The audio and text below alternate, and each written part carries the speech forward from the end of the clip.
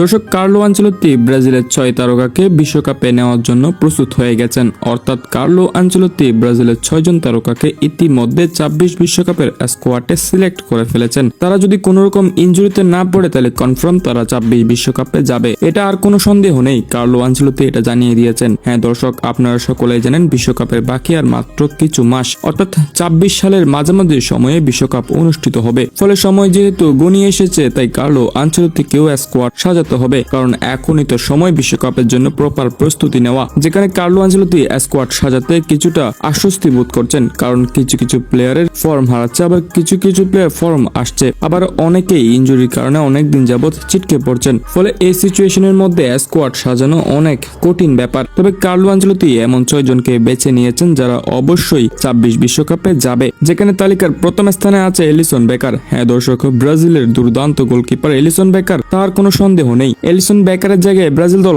অনেকেই এসেছে, তবে নিজেকে প্রমাণ করতে পারেনি। এলিসন বেকার যতটুকু করতে পেরেছে তার মতো কেউ গোলকিপার আর ব্রাজিলে নেই। ফলে 26 বিশ্বকাপে গোলবারে দাঁড়াবে এলিসন বেকারই। এরপর তালিকার 2 নম্বর রয়েছে মার্কিনহুস। হ্যাঁ দর্শক, ব্রাজিলিয়ান ডিফেন্ডার মার্কিনহুস বর্তমানে ব্রাজিলের ক্যাপ্টেন, তাই কার্লো আনচেলত্তি তাকেই নিয়ে যাবে। এরপর তালিকার 3 নম্বরে রয়েছে ব্রাজিলিয়ান ডিফেন্স মিডফিল্ডার ক্যাসামিরো। হ্যাঁ দর্শক, ক্যাসামিরো অটো চয়েস। কার্লো আনচেলত্তি অবশ্যই ক্যাসামিরোকে বিশ্বকাপে নিয়ে যাবেন এবং শুরুর একাদশ থেকেই তাকে মাঠে রাখবেন, কারণ বিগত সবগুলো ম্যাচেই ক্যাসামিরো নিজেকে প্রমাণ করে চলেছে। এরপর তালিকার 4 নম্বরে রয়েছে ব্রুনো গুইমারাইস। বর্তমান সময়ে ব্রাজিলের একমাত্র ক্রিয়েটিভিটি মিডফিল্ডার হলো ব্রুনো গুইমারাইস। তার পাসগুলো একদম নিখুঁত, মিড লাইনটাকে অনেক সুন্দরভাবে কন্ট্রোল করতে পারেন। ব্রাজিলের বিগত ম্যাচগুলোতে তার পারফরমেন্স ফুটে উঠেছে এবং কার্লো আনচেলত্তি তাকে আরো সঠিকভাবে ব্যবহার করবেন এবং বিশ্বকাপে যদি ব্রাজিলের স্কোয়াডে তিনি থাকেন তাহলে ব্রাজিল মিডফিল্ডে অনেক ব্যালেন্স পাবে। তাই কার্লো আনচেলত্তি তাকেও অটো চয়েস হিসেবে রাখছেন, অর্থাৎ 2026 বিশ্বকাপে ব্রুনো গুইমারাইস যাবে ব্রাজিল টিমের সাথে।